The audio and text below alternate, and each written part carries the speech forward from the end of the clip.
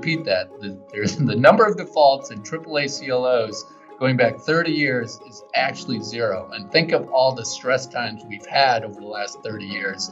That will tell you, like no model is perfect, right?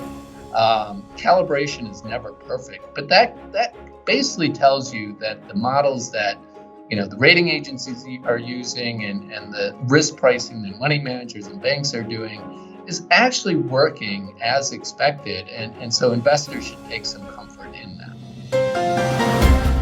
You're listening to IBKR Podcasts. Find more conversations at ibkrpodcasts.com. Please remember any trading discussions are for information purposes only and are not intended to portray recommendations. Please listen to further disclosures at the end of today's episode. Now, welcome to our show. Hello and welcome to IBKR Podcasts. I'm Stephen Levine, Senior Market Analyst at Interactive Brokers and your host for today's program. We'll be speaking with John Kerschner, Head of U.S. Securitized Products at Janus Henderson, about his insights into the Collateralized Loan Obligation, or CLO market. Welcome, John. Thanks very much for taking the time to do this. Yeah, thank you very much for having me. Pleasure to be here. It's a terrific topic. Earlier this year, there have been some reports, essentially said increased inflation, which is what we seem to be experiencing, rising rates, also what we're experiencing, were beneficial to stoking appetite for CLOs. And there have been more novel strategies. It seems that they've been emerging on the back of the passage of the $1.2 trillion infrastructure bill. I believe that passed this mid-November 2021. These concerned real estate and project finance. So these are brand new types of CLOs. However, I understand that there are also some analysts that have recently lowered their expectations for CLO issuance for this year, for 2022. And this has been amid wider AAA spreads and declining leveraged loan offerings from the prior year. And I would just love to know what's happening in this space. It's been years since I've really looked at it.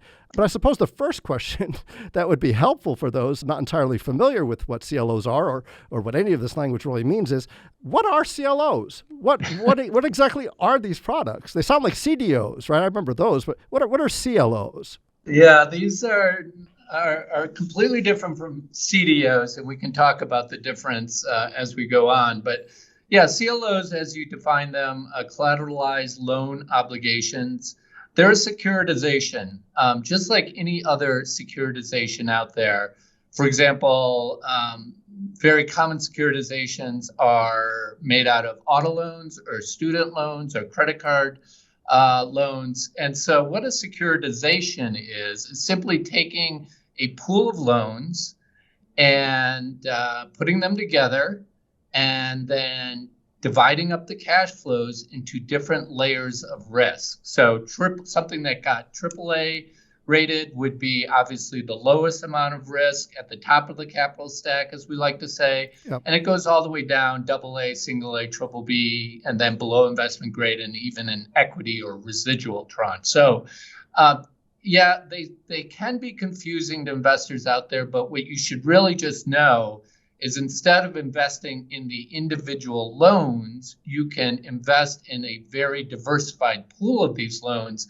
And then the best thing for investors, you can choose the amount of risk that you want to take, either very little risk in a AAA tranche or much more risk if you went down the capital stack. And these are corporate loans. These are pools of corporate loans, yes? That's correct. Yeah, that's correct. So like I said, usually if you think about auto loans or student loans or credit card loans, those are obviously consumer loans. Yep. The big difference with CLOs is you're taking a pool of leverage loans or bank loans, which are two names for the same thing, yep. But it's basically corporate loans. That's correct. And just to clarify, because I know that there was a huge question mark in terms of how the different tranches of, say, a CDO was rated. You had a AAA rating, but that didn't necessarily mean that that tranche represented the highest investment grade type of credit that you would be investing in. The underlying collateral, these risky loans, are at base rated at least BB plus. Is that right?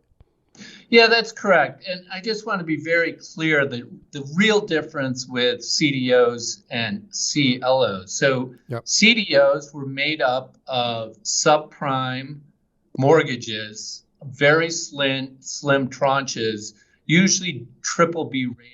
Now, the problem with subprime mortgages is that the rating agency models were calibrated to a housing market that never went negative. And the reason for that was because it had never happened since the Depression. So the rating agency models use data from obviously past cycles. And because the housing market as a whole in the US had never gone negative during a year, their models just didn't take that into consideration or made it as a very kind of outsized case. So when that actually did happen in the global financial crisis of 2008, 2009, these very thin or very slim tranches of subprime mortgage risk basically went to zero. So anything that was created from them, namely these AAA CDOs, if they didn't go to zero, they went very low in dollar price, and a lot of them defaulted over that time. The nice thing about CLOs is that leveraged loans have been around since the 1980s. The default models for corporate credit go back, over 100 years. And so the models have a lot more data and a lot better calibration. And so things like the GFC, not only did leveraged loans perform decently, obviously there were defaults because it was a very stressful time in the markets, but even CLOs performed pretty much as expected. And so that's the real difference between CLOs and CDOs. I think it's fascinating to look at products that seem so similar in terms of their makeup or constitution, in a sense, and see that CLOs were more resilient in their performance over the Great Financial Crisis or the Great Recession. We'll come back to that because I think that it's really worth looking at CLOs in terms of the risks that they pose and the benefits that they pose. And so in light of that, who invests in these? Who are the investors behind it, and why would they invest in CLOs? Yeah, it's a great question. Pretty much any institutional investor that invests in fixed income will also invest in CLOs. So at the top of the capital stack, the AAA tranche, you're seeing US banks about 30%. Japanese banks are huge buyers. They own about 18% of that market.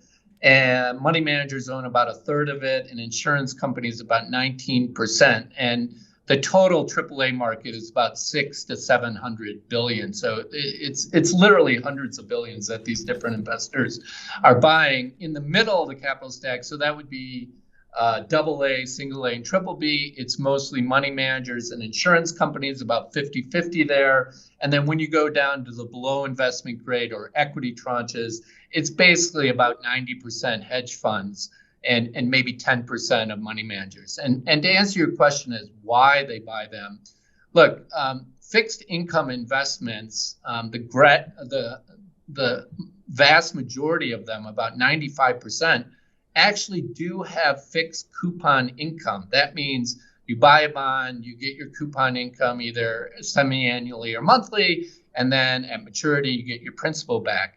And that fixed coupon income never changes. That's why when rates go up, bond prices go down and vice versa. Yep. Floating rate securities, which is a very much smaller part of the fixed income markets, the coupon income actually changes as the Fed raises rates up or down. So right now, a lot of investors are very attracted to floating rate instruments. Mostly CLOs and leveraged loans. There are a few other niche markets that are floating rate, but that's the vast majority of floating rate debt in the U.S. And they want to buy those because obviously the Fed continues to raise interest rates. They probably will continue to raise interest rates more this year and maybe even to 2023. And that means as they do that, your coupon income continues to reset up. So instead of being a headwind, as the Fed raises interest rates, it's actually a tailwind, and that's obviously very attractive to investors. So this is basically why I'm reading that rising inflation and higher rates are spurring this appetite. That makes a lot of sense to me now. But now I'm also seeing that it looks like maybe in June, and maybe the situation has changed, that there perhaps had been fewer deals made in the leveraged loan space.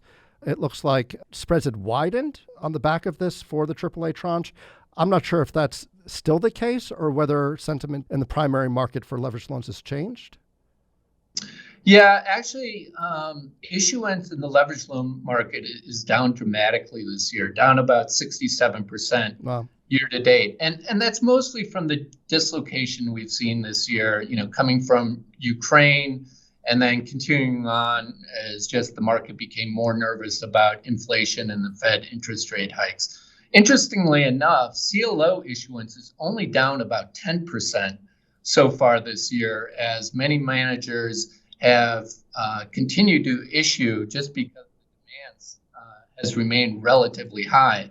Now, CLOs, particularly a AAA tranche, has not been immune to widening as general fixed income spreads have widened.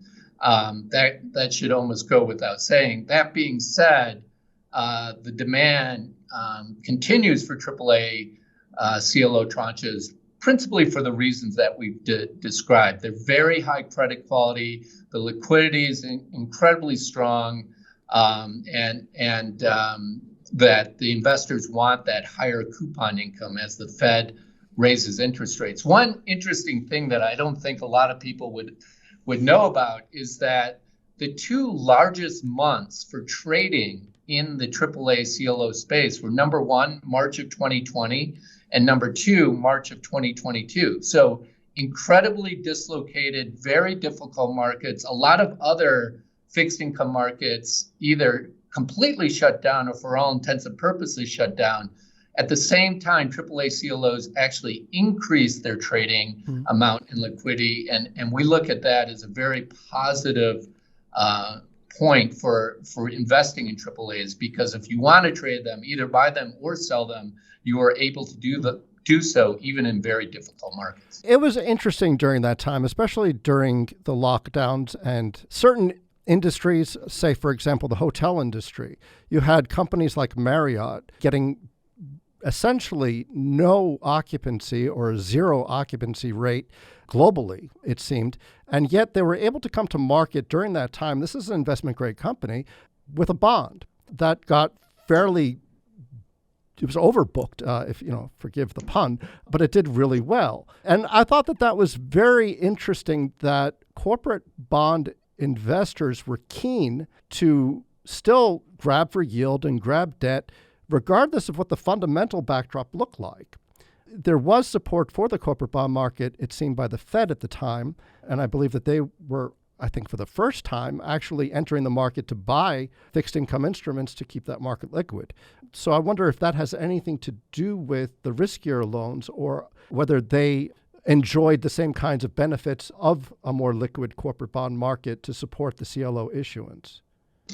Yeah, those are all great points, Stephen. And what was so unique about COVID was obviously just the global economy shutting down. I think the Fed, to their credit, understood very quickly that not only did they have to come in quickly with support, but very large support to the financial markets. They kind of made that mistake in the GFC, that they didn't come in quickly enough nor large enough. And so it took longer for the financial markets to recover. If you remember, it was actually mid-2007 when we started to see the cracks, and the markets didn't really bottom till March of 2009.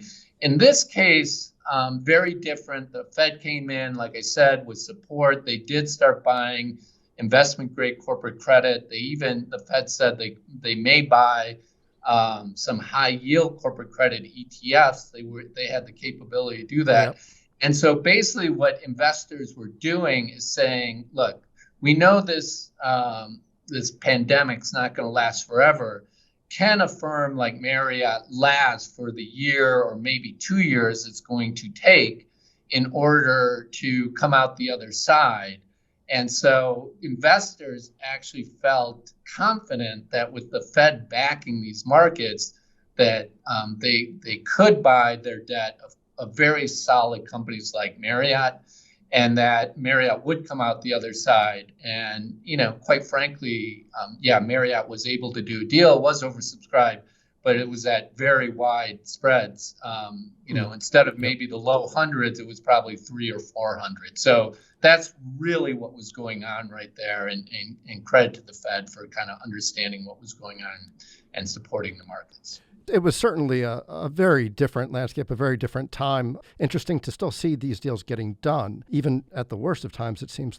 But if we turn our attention, though, to the products themselves, the CLOs versus CDOs, and I know you gave us a great case in terms of the model calibrations with the ratings agencies and otherwise to come up with AAA, BBB, investment grade types of ratings for the tranches that are the debt tranches, maybe not necessarily for the equity tranche or the lowest level tranche that experiences the brunt, I suppose, of losses when companies or loans or the underlying collateral starts to default.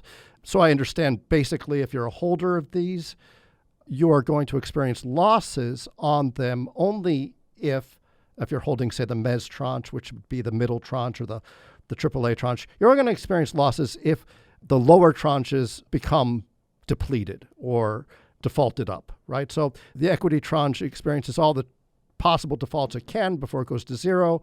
And then if there's more losses, it then starts to creep up the ladder, the structured ladder. This is what I understand. So let's talk a little bit about how the loss models, I suppose, if you will, or the performance models or the credit pricing models work. I know that might be a big thing to really discuss here, given the scope of the conversation. But at a time when a lot of the CDOs, say back in 2008, were being calculated for losses, there wasn't a mark to market, it seemed. It seemed like there was a mark to model. So there was some kind of difficulty or challenge to actually find the prices on them during that time, depending on how the model was structured. It's still kind of a mystery to me a bit, even having studied a bit of what these credit pricing models were. But is the way that, say, losses are calculated, the probabilities of default and this kind of quantitative analysis, is it the same for CLOs when you want to assess your risk on them? The same as you would with a CDO? Have the models changed? Well, the models have changed. Absolutely. Okay. I mean, any rating agency or money manager, anybody that's trying to price the risk, continuously updates their model as we go through different cycles, different business cycles, different dislocations like the GFC or COVID. What's key to remember, and I think this is a massive differentiation between CLOs and CDOs, is CLOs are backed by loans, which, yes, loans will occasionally default. On average, about 3% of loans default a year. Actually, currently, only about 1% are defaulting, and we think that'll go up to 2, maybe 2.5 next year. But it's still a very conducive environment for credit, and loan defaults are actually quite low, but they do happen. But the nice thing about loans is most of them are collateralized by some kind of collateral. And so when a loan defaults, you don't get zero money back, right? Traditionally, your recovery on loans, because of the collateral that backs them, is 60 to 70 cents on the dollar. Now that went down during COVID to more like 50 cents or even 40 cents on the dollar. But somewhere in that range between, let's just call it 40 cents and 60 cents is what you get back. So it's not a complete loss for the investor. And that's why the CLO holders, particularly at the capital stack, at the AAA, are so well protected because you can basically default 70 or 80% of the loans, but assuming a 50 cent or 60 cent recovery value on those, all that recovery value would go to pay the AAA. Now, again, in CDOs, you were building AAA bonds with BBB subprime loans, and those basically had zero recovery value because it was such a small tranche in the subprime mortgages that were issued. And so that's why the AAA's CDOs had such a difficult time. So many defaulted. And while AAA CLOs, we've never had a default.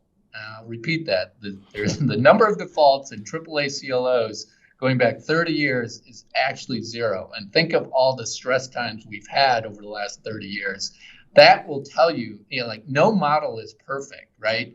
Calibration is never perfect, but that basically tells you that the models that the rating agencies are using and the risk pricing that money managers and banks are doing is actually working as expected. And so investors should take some comfort in that.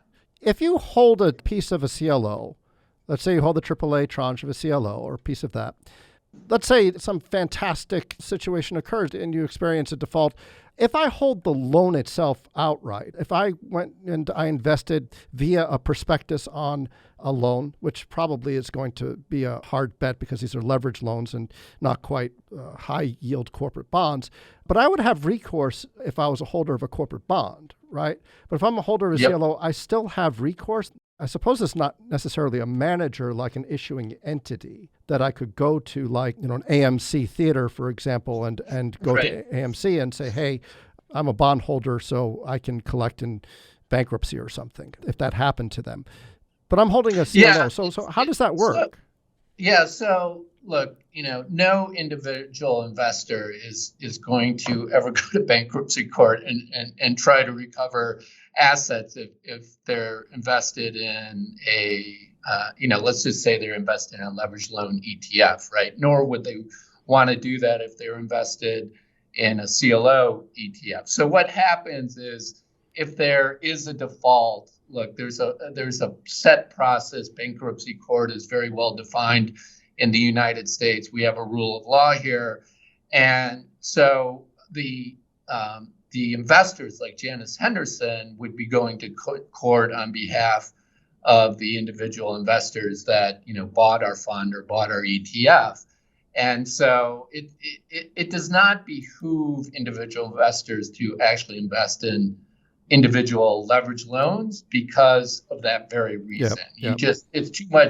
It's too much bother. And really, Stephen, it just comes down to the fact that that's why investors need to hire people like Janus Henderson or other money managers with active management, because we are spending hours and hours every day pricing this risk, investing in leverage loans, CLOs that we think have good underlying fundamentals, and that like I said, inevitably some firms will go bankrupt, but that's why you have a diversified portfolio to offset that, and that's why you get paid more risk to go into those securities. Does that help clarify that? No, it completely does. I hate it when I buy something and I can't call somebody if I have questions about it. For example, where it seems like I just hit some automated machine that guides me through 10,000 different options that I never get to talk to somebody, and all the while I'm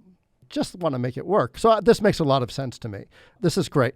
I just wanted to kind of go through the current situation that we're experiencing, because there seems to be obviously a lot of uncertainty, a lot of volatility. And I know in 2020, we experienced a great deal of retailers' defaults. I think some energy companies as well, and several sectors. I think most sectors, business sectors of the economy, experienced default rates that were above their long-term averages. And I think it was almost 200 speculative grade companies, according, I believe, to S&P, who experienced defaults in 2020.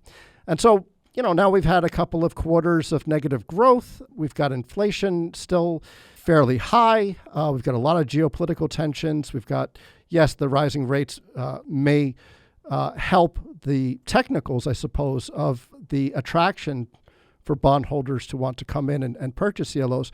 But more on the fundamental side, and I know you talked about default rates maybe 2% next year.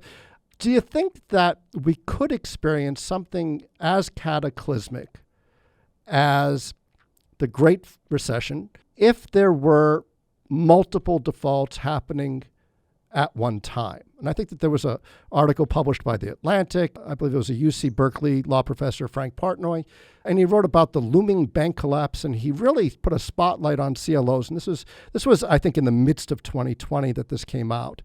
And he's really saying, I believe, that nobody could have accounted for simultaneous defaults or that correlation default that happened with CDOs, and I think you mentioned it earlier about the models. But could we experience something fundamentally similar within the next, say, few years? Yeah, I read that article. I've read it several times, and it came out during a very scary time in the markets, obviously, because COVID was in full swing. We didn't have the vaccines yet or anything. But he makes some good points, but his conclusions are very far off. And look, this is a gentleman, obviously very learned, but he hasn't worked in the finance industry for, going on 30 years now. So I don't know anybody that would, any kind of industry where you take someone that's been out of it for 30 years and look to them as being an expert.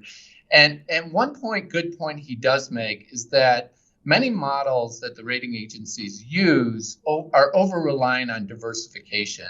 And what I mean by that is they look at, like you said, different industries, different issuers of leveraged loans, and they say, well, look, different industries cycle at different times. Healthcare might be doing well at one point, tech not so well, vice versa. So that when you get a circumstance like the global financial crisis, when everything does badly, their models start to break down a bit, for sure. The problem is he takes it to the extreme and saying that, look, because 13,000, that's the number he used, AAA CDOs defaulted, and that he used these terms that CLOs are both remarkably alike and similarly risky, that in another dislocation that was similar to the GFC, that AAA CLOs could start to default. Well, my pushback would be, yes, you're correct, 13,000 AAA CDOs did default during that time for the reasons I mentioned, but zero, and again, I repeat, the number was zero, AAA CLOs defaulted. So how can you call those similarly risky? It just makes no sense. And so he comes up with this scenario where, you start to have cracks in the system and that, leverage loan issuers start to default. And as that happens, it comes this negative feedback loop where more and more default, and that could eventually, feed its way up the capital structure, and that AAA CLOs would default. Well, first of all, the Fed is not going to let that happen. Now, you shouldn't say, well, the market shouldn't rely on the Fed. I 100% agree with that. But and just for context, during the GFC, about the worst year for leveraged loans defaults was about 7 or 8%, and the worst month was about 14%. And to default a AAA CLO, you need about 80% of the leveraged loans to default. So you're talking, 4, 5, 6 times worse than a GFC. And for your younger listeners, that was an incredibly scary time. There were people in our industry that were going to the bank and taking out thousands of dollars worth of cash because they were worried their ATMs were going to shut down and their credit cards weren't going to work. People really thought the global financial system could implode. Yeah. No one's worried about that now. So my problem with that article was he was just taking it to its extreme. And can I come up with scenarios, global nuclear war, asteroid hits the Earth? Sure, but that's not finance, right? We'll have a lot of other things to worry about if those things happen. Exactly. Yeah. And in that scenario, stocks are going to be down 90%, high yield bonds are going to be trading at 20 cents on the dollar. The problem is, unless you're buying, guns and ammo and gold and can't take any risk whatsoever, then maybe you listen to that kind of scenario. But It is proven over the 30 years that have been around that AAA CLOs are one of the safest sectors of the market out there. And we believe that will continue to be the case. I mean, we're constantly doing our due diligence, but the numbers prove it. Yes, you would have to consider very, very worst case scenarios. An entire sector goes out of business where all the speculative grade credits implode at the same time.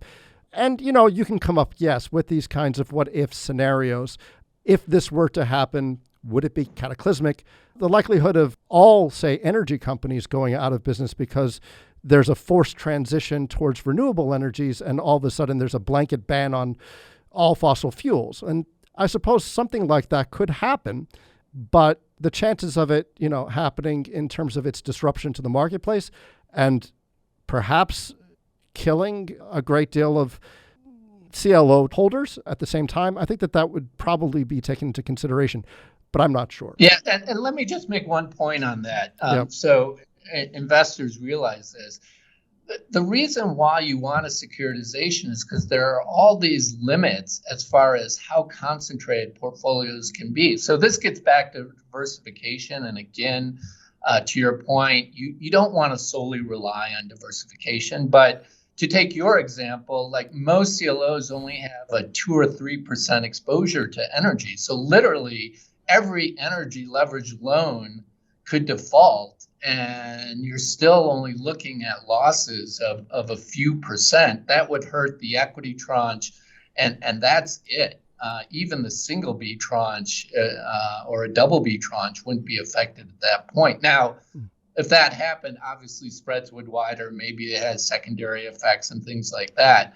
But the diversification as far as industry and issuer is in the securitization to protect investors from that very remote, but maybe potential eventuality. I would say it wouldn't happen, but you never know, and that's why they're structured the way they are, to protect investors from something like that. Well, I'm glad I brought it up just to get that response. So thank you very much. Yeah, absolutely. John, this has been really, really terrific. And I know there's a lot of other things going on in the CLO market, and I hope you'll come back and join us again, maybe discuss those as well. I know the NAIC, I think, has a proposal out there for increasing risk-based capital on the tranches. Anyway, it'd be great to talk about that. If you'd come back, I think that'd be great. It'd be my pleasure, Stephen. I really enjoyed the conversation. Yeah, same here. Same here. Thank you so much. And you can read more market commentary, analysis, and insights from Janus Henderson and IBKR Traders Insight at tradersinsight.news. They also have lots of fascinating articles there with some recent topics that delve into market volatility, biopharma research, the semiconductor sector, and more. And until next time, I'm Stephen Levine with Interactive Brokers. Thanks for listening to IBKR Podcasts. As always, we have more episodes at ibkrpodcasts.com. And if you're interested in learning more about Interactive Brokers, visit ibkr.com. We offer more trading education material, such as webinars at ibkrwebinars.com, financial and economic commentary at tradersinsight.news, market-related courses at tradersacademy.online, and quant-related articles at ibkrquant.com. Alternative investments can be highly illiquid or speculative and may not be suitable for all investors. Investing in alternative investments is only for experienced and sophisticated investors who have a high risk tolerance. Investors should carefully review and consider potential risks before investing. Significant risks may include but are not limited to the loss of all or a portion of an investment due to leverage, lack of liquidity, volatility of returns, restrictions on transferring of interests in a fund, lower diversification, complex tax structures, reduced regulation, and higher fees. Any discussion or mention of an ETF is not to be construed as recommendation, promotion, or solicitation. All investors should review and consider associated investment risks, charges, and expenses of the investment company or fund prior to investing. Before acting on this material, you should consider whether it is suitable for your particular circumstances and, as necessary, seek professional advice. The analysis in this material is provided for information only and is not and should not be construed as an offer to sell or the solicitation of an offer to buy any security. To the extent that this material discusses general market activity, industry or sector trends, or other broad-based economic or political conditions, it should not be construed as research or investment advice. To the extent that it includes references to specific securities, commodities, currencies, or other instruments, those references do not constitute a recommendation by IBKR to buy, sell, or hold such investments. The material does not and is not intended to take into account the particular financial conditions, investment objectives, or requirements of individual customers. Before acting on this material, you should consider whether it is suitable for your particular circumstances and, as necessary, seek professional advice.